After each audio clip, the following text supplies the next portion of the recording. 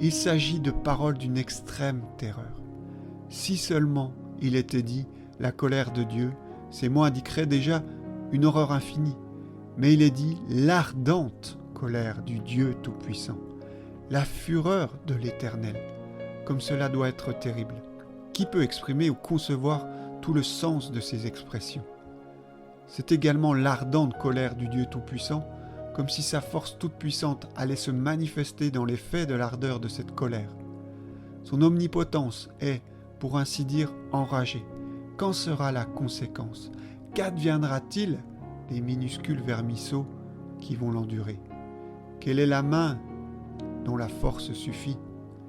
Jusqu'à ce que quelle terrible, indicible et inconcevable profondeur de misère s'enfoncera la pauvre créature qui en subit les assauts.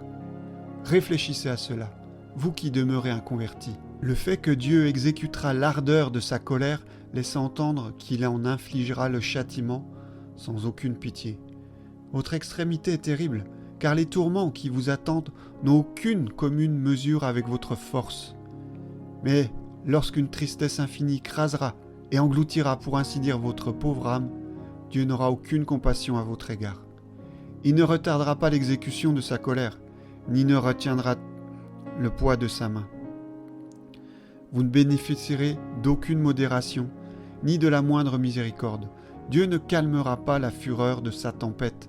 Il ne se souciera pas de l'acuité de vos souffrances.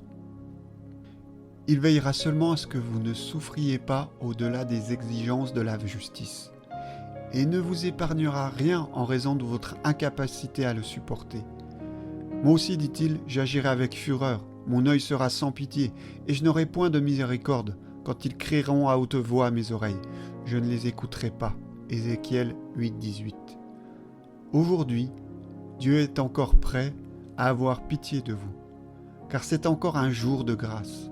Vous pouvez crier vers lui en ce moment même et avoir quelque espoir d'obtenir miséricorde. Mais dès la fin du jour de grâce, vos plus lamentables cris et vos plus douloureux hurlements seront vains. Vous serez entièrement perdus et rejetés loin de Dieu, hors de son action bénéfique. Votre être continuera d'exister dans le seul but de souffrir la misère, car vous serez un vase de colère, réservé pour la destruction.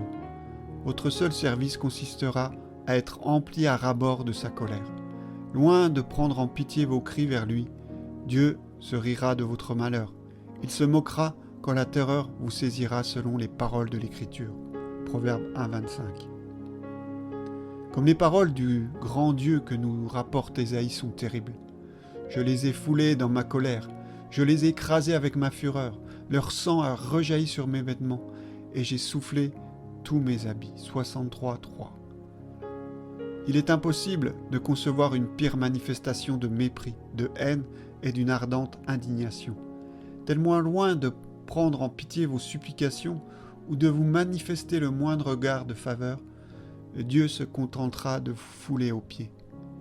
Bien qu'il vous sache incapable de supporter le poids de son omnipotence, il ne s'en souciera pas. Il vous écrasera sans miséricorde. Il vous haïra et vous tiendra en un parfait mépris. Seul la boue des rues que l'on foule aux pieds daignera vous recevoir. La misère à laquelle vous vous exposez. Dieu y démontre la nature de sa colère. Il veut manifester devant tout l'univers l'excellence de son amour et la terrible intensité de sa colère. Les rois de la terre démontrent parfois l'ardeur de leur colère par l'étendue des châtiments qu'ils infligent à leurs adversaires. Nebuchadnezzar, ce puissant et arrogant monarque dans l'empire chaldéen, manifesta sa grande colère à l'encontre des Hébreux, en donnant ordre de chauffer la fournaise 7 fois plus qu'il ne convenait. Il s'agissait là de l'ardeur la plus intense que la technique de l'homme pouvait alors atteindre.